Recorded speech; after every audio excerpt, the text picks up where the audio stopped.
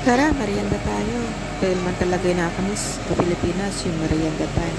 Kung di punta ka lang sa kanto, kaya yung mga nalako, nandun, makakabili ka ng kung anong gusto mo. Ito, hinahin na natin ang Valencia o turon. May palaman saging sa loob. Meron din siyang brown sugar. And then, pinilito siya medyo tinikot ng konti sa brown sugar din para ganyan ang kulay niya pag naluto. Medyo may crispy at matamis.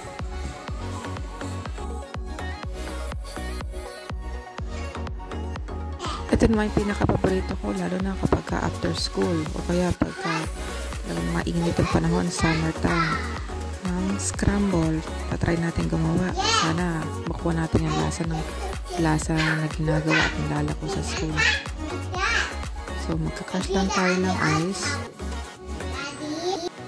Balit tansyahan lang kasi ako lang naman at yung dalawang batang kakain eh. So, konti lang kaming kakain kaya tinansya-tansya ko na lang. So, walang sukat yan. Kung ilan na lang yung kaya niyong ubusin.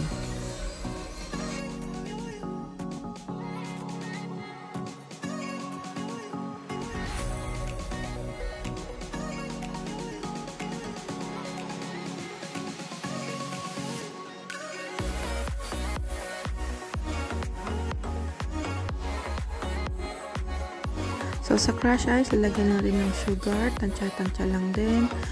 And then, next is we gonna add powdered sugar. Powdered sugar, you can buy it here in the UK sa mga Asian stores. Usually, mga Natco or East End brand. And ito yung pinaka-importante ingredient, yung banana flavoring. So, yun pala yung nagpapalasa sa scramble banana flavor. It is to mimic the banana split taste. And this is food coloring, color pink, para naman authentic na look talaga ng scramble egg yung ma-achieve natin. So kung ideally, kung meron kayong liquid pink food color, mas maganda yon. Pero kung ano lang yung meron sa pantry nyo, dahil gel yung meron sa akin, so pwede na rin yun kasi may mixer naman natin sila. So yun, pwedeng electric mixer. Kung wala naman kayo niyan at tinatamad kayo maghugas, pwede rin kahit anong spatula, spoon, or hand mix, or yung whisk na lang. Basta ang mahalaga, mahalo sila mabuti para matunaw yung asukal and yung sugar, and mag-uniform yung color ng food color din. Ayan, medyo na-achieve na natin yung kulay na gusto natin. Yung consistency niya, medyo parang coarse pa. Nahayaan ko lang ganun kasi iwan ko pa yan sa cooler, mamaya pa yung kakainin. So, mag-vlog pa yung later. Ito na rin, naluto na rin ang ating Valencia o turon. At ito na yung mga iba pang ingredients para ma-assemble yung scramble natin. Ito na siya. Mommy? Want me to open it? Cool! I like it, Mommy. Yummy. At syempre, meron din tayong pinaka-favorite to Daddy, ang isaw na nabili natin na ready-made or ready to barbecue na. Ayan. Siya rin ang nag-iihan yan. Hindi naman nakakamiss eh yung amoy pag nasa kanto ka. Ayan, let's assemble the scramble na.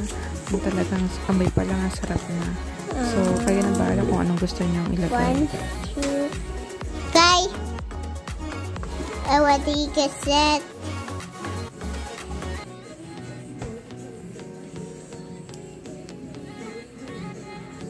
Push it. Here, put it here. Point it here.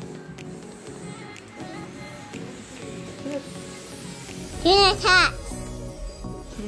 Do not touch that guy. Dito.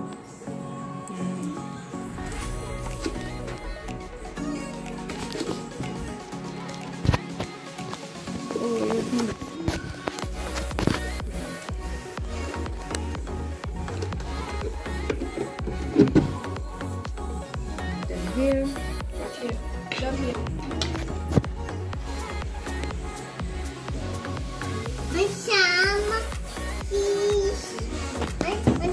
Kill, kill, slice. There.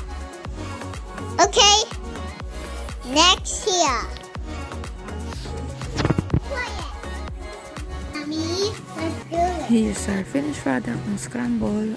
Yung time ko, wala pang stick on ano eh. So, sa mga later Sprinkles down. Stick. Oh. Ay, nakalimutan pala namin yung sprinkles. Okay, stick na. Ayan, dito na ang ating isaw. Ihanda nyo na yung alio purinal nyo. I mean, suka pala. How about it, Sky? Good. Do you know what that is? That's a chicken tummy.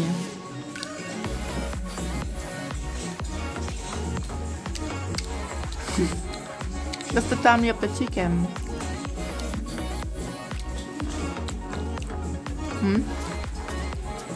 About this, you want this banana? Huh? Don't want? But it's Later.